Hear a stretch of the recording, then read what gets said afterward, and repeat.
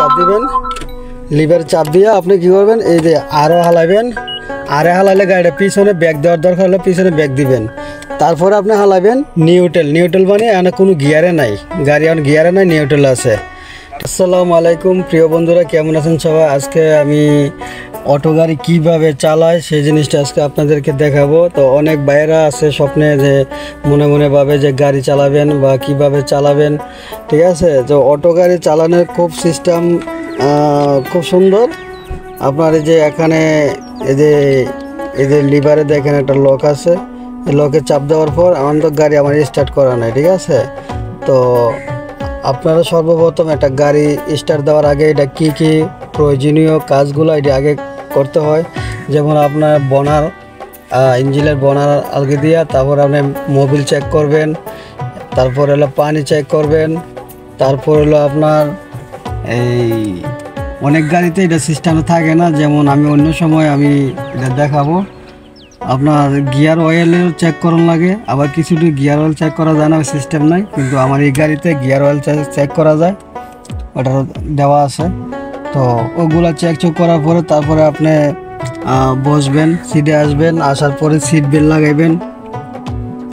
Seat belt লাগানোর পর তারপরে আপনার সর্বপ্রথম এই যে চাবিটা অন করবেন, এক ধাপ অন করবেন। এক ধাপ অন করার পর এটা ব্যাটারি কানেকশন পাইছে, দ্বিতীয়বার অন করবেন। অন করার পর আপনি অনেক সময় আমরা কি করি যে এসি লাইন দেওয়া থাকে গাড়ির, ফ্যান চলে, তখন আপনারা কি করবেন, এটা অফ করে দিবেন। অফ করা মানে ভালো, যখন আপনি স্টার্ট দিলে আপনার পুরোপুরি কারেন্ট পাবে স্টার্টারে, তখন ইঞ্জিনটা খুব দ্রুত স্টার্ট নিয়ে নেবে। আর যদি আপনার সব দিক দিয়ে লাইন দেওয়া থাকে তাহলে আপনার স্টার্ট নিবে। অনেক সময় ব্যাটারি একটু ডাউন থাকে, তখন দেখা গেছে আপনার ব্যাটারিটা বসে যাবে, স্টার্ট নেবে না, ঠিক আছে? তো এটা চাবি অন করার পর তখন আপনি ড্যাশবোর্ডে দেখবেন আপনার এই সবগুলো যদি রিমুভ হবে তারপর আপনি দিবেন, আর কিছু কিছু রিমুভ হবে না। যেমন এখানে আপনার ওই সিট বেল্ট আছে, এবারে হ্যান্ড ব্রেক আছে, এবার আপনি ইঞ্জিনের আছে, তারপর ব্যাটারি আছে, তারপরে এদিকে ইঞ্জিনের ওইগুলো দেখার পর তারপর আপনি স্টার্ট দিবেন। বিসমিল্লাহ। এই যে আমার গাড়ি স্টার্ট হয়ে গেছে। স্টার্ট হওয়ার পর সাথে সাথে কখনোই আপনারা মনে করেন যে গাড়ি গিয়ারও হালাবেন না। কমসে কম সকালবেলা হলে 1 থেকে 2 মিনিট স্টার্ট দিয়া রাখবেন, তখন ইঞ্জিনটা মানে ওর চলার জন্য যতটুকু প্রয়োজন হিট হওয়ার, তারপরে আপনি গিয়ারও হালাবেন। আমার এটা হলো পাওয়ে হ্যান্ড ব্রেক, ঠিক আছে? পাওয়ে হ্যান্ড ব্রেক, ঠিক আছে? পাওয়ে এই যে চাপ দিলাম, এই যে আমার হ্যান্ড ব্রেক উঠে গেছে। এখন সিট বেল্টটা আর এলো গাড়ি পার্কিংয়ে আছে, ঠিক আছে? তখন আপনি কী করবেন, এই যে লিভারে চাপ দিবেন। লিভারে চাপ দিয়ে আপনি কী করবেন, এই যে আরও হালাবেন। আরে হালাইলে গাড়িটা পিছনে ব্যাগ দেওয়ার দরকার হলে পিছনে ব্যাগ দিবেন। তারপরে আপনি হালাবেন নিউট্রাল। নিউট্রাল মানে এখানে কোনো গিয়ারে নাই, গাড়ি এখন গিয়ারে নাই, নিউট্রাল আছে, ঠিক আছে? সামনে বেশি কোনো করে যাবে না।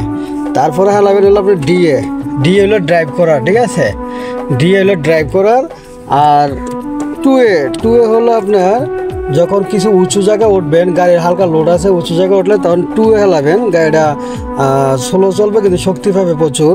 তারপর যেমন আপনি লো দিবেন, এলে দিলে একদম খেরা পাহাড় আছে না, যখন উঁচু পাহাড় থাকে তখন পাহাড় আপনি ওঠার জন্য তখন আপনি এল ব্যবহার করবেন।